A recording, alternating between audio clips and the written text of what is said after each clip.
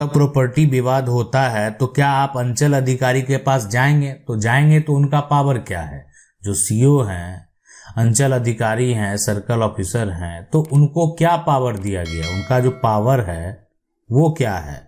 क्या कौन सा मामले में आप जा सकते हैं?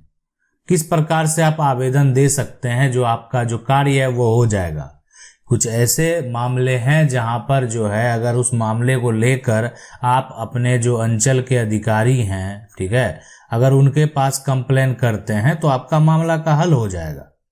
लेकिन ऐसे कौन से मामले हैं जिनमें जो है इन अधिकारी को कोई भी पावर नहीं दिया गया? मतलब ऐसे भी बहुत सारे मामले हैं जहां पर जो है यहाँ पर पावर है ही नहीं।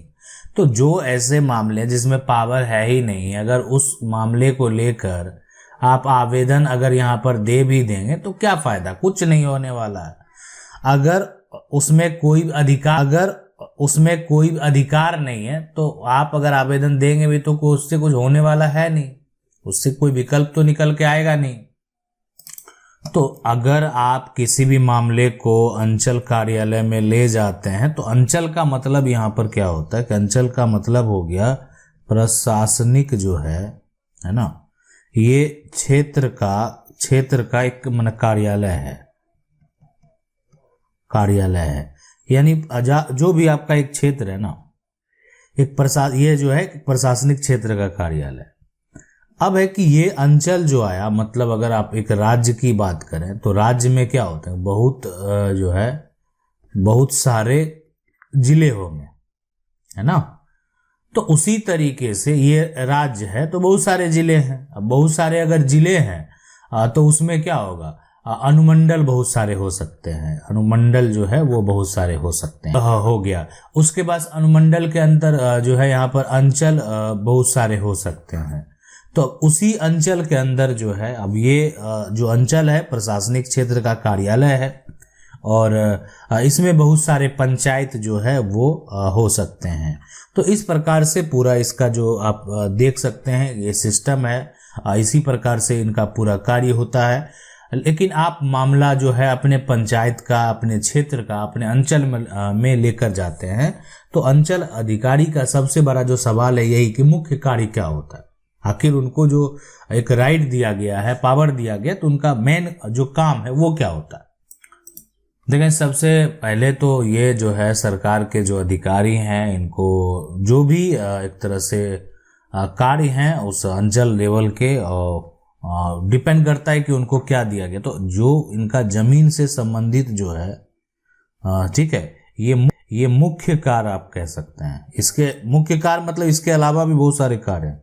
तो ये इनका मुख्य काम है कि जमीन से संबंधित जो मामले हैं, ठीक है। अब वो डिपेंड करता है कि किस प्रकार के मामले हैं।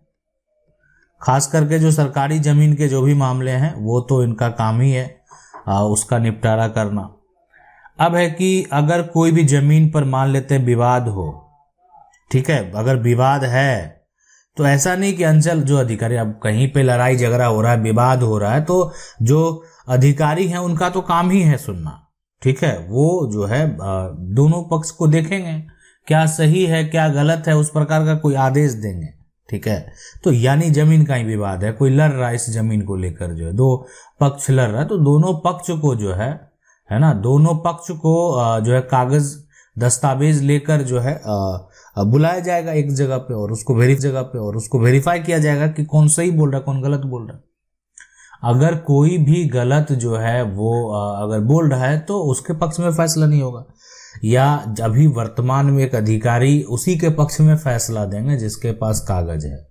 अब आप कहेंगे कि आपके पास जो कागज है वो जो सामने वाला व्यक्ति आपके अगेंस्ट में है उसके पास जो कागज है वो फर्जी है और आपके पास जो कागज है वो पुराना कागज है। तो ये देखें, ये सुधार की बात है।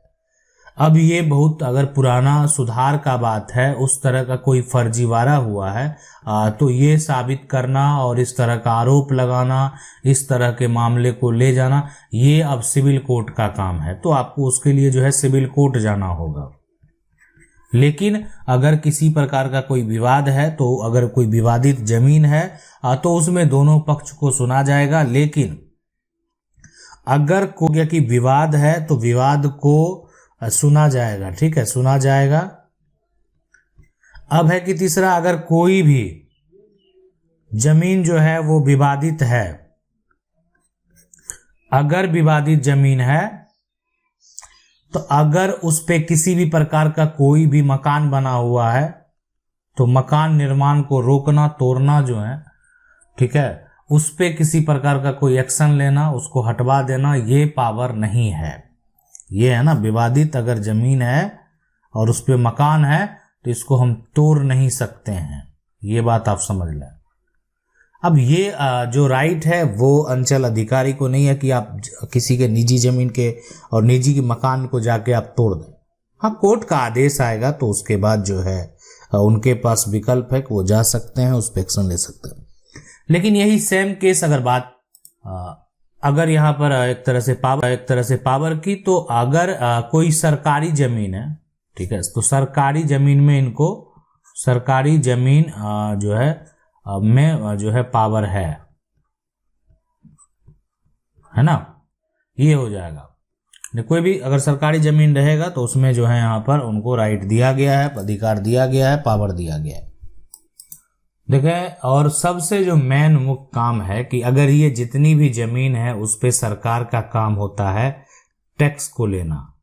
अब यानी टैक्स लेना, आप ये कह सकते हैं कि इसका माल गुजारी जो है वो सरकार को देना पड़ता है। अब इसका जो भी माल गुजारी है, जितना भी है, तो उसको है ना कलेक्ट करने का जो काम होता है, पूरा प्रक्रिया होता है, जिनके अंडर होता है वो होते हैं अंचल के अधिकारी, ठीक है। अंचल अधिकारी को जो है वो सारा पावर होता है, यानी माल गुजारी से संबंधित, यानी जो आप सरकार को रेवेन्यू देते हैं अपनी जमीन का, उससे संबंधित। इसके अलावा मान लेते हैं कि जो दाखिल खारिज प्रक्रिया है ना, दाखिल खारिज प्रक्रिया मतलब अब है कि आप माल गुजारी दे रहे हैं तो आपका नाम दर्ज है, लेकिन अब आप जीवित नहीं हैं तो अब आपके बेटे का नाम दर्ज होगा, तो वो माल गुजारी कैसे देगा? तो वो माल गुजारी तभी देगा जब जो है दाखिल खारिज प्रक्रिया से उसको गुजरना होगा, यानी अपने पिता का नाम को हटाकर जो है अपना नाम को दर्ज करा लेगा, ठीक है। या कोई भी प्रॉपर्टी आप खरीदे, ये वाला जो प्रॉपर्टी है, अगर आप इस दस्तावेज पर इस प्रॉपर्टी को खरीद लिए हैं तो इस पे अगर विनय का नाम दर्ज है पहले से, तो अब इसका जो माल गुजारी है वो अमित कैसे देगा? तो अमित को देने के लिए दाखिल खारिज प्रक्रिया से गुजरना होगा, और दाखिल खारिज जो प्रक्रिया है अगर ये आपका सही हो जाता है तो ये वेरीफाई करना, इसको रिजेक्ट करना, इस पे किसी प्रकार का कोई विवाद है तो उससे संबंधित ऑब्जेक्शन जो भी है वो शो करना, तो ये सभी भी, और इसको वेरीफाई करना और इसकी पुष्टि करना, सारा कार्य जो होता है वो एक अंचल अधिकारी का कार्य होता है। उनका इसमें पावर है कि वो किसी का मोटेशन जो है वो कर सकते हैं, किसी का मोटेशन रिजेक्ट कर सकते हैं। वो डिपेंड करता है कि अब वो सारे जो दस्तावेज हैं वो उसको वेरीफाई करने के बाद उनको बस ये अधिकार है कि आप जो माल गुजारी देंगे सरकार को, उसमें आपका नाम दर्ज हो सकता है, और आप उस माल गुजारी जो सरकार को देंगे उससे आपको बाहर किया जा सकता है। तो दोनों जो है आपके साथ किया जा सकता है, ठीक है। तो डिपेंड करता है, मान लेते हैं कि आपका माल गुजारी में जो है आप टैक्स देने में, रेवेन्यू देने में, मतलब आपका जो जमीन का मोटेशन है वो नहीं किया गया तो आप जो है उसके अलावा भी आपके पास विकल्प है। ऐसा नहीं कि आपको सीओ के पास ही रहना। आज हम अंचल स्तर के लेवल की बात कर रहे हैं, हो सकता है आगे हम आपको अनुमंडल स्तर, जिला स्तर और भी आगे का जो प्रक्रिया है वो कैसे किया जाता है वो भी बताने का कार्य करेंगे, ताकि आप उसको सही तरीके से समझ सकें और अपने जीवन में जब भी इस प्रकार का कोई समस्या हो तो आपको क्या करना है वो आपको पहले से पता होना चाहिए कि आपको कहाँ जाना चाहिए, किससे मिलना चाहिए, क्या कहना चाहिए और क्या दस्तावेज लेकर जाना चाहिए, जिससे आपका कार्य हो जाएगा, किसी भी तरह का कोई समस्या उत्पन्न नहीं होगा। जमीन के दाखिल खारिज में अगर किसी भी प्रकार का कोई गड़बड़ी पाया जाता है तो उसके जिम्मेदार भी सीओ होते हैं और बहुत बार जिला अधिकारी के द्वारा उन पर एक्शन भी लिया जाता है। आशा करते हैं वीडियो अच्छा लगा होगा। वीडियो को लाइक जरूर कर दे। चैनल को पहली बार देख रहे हैं सब्सक्राइब करके जो बेल आइकन है उसको जरूर दबा लें। मिलते हैं अगले वीडियो में, तब तक के लिए जय हिंद।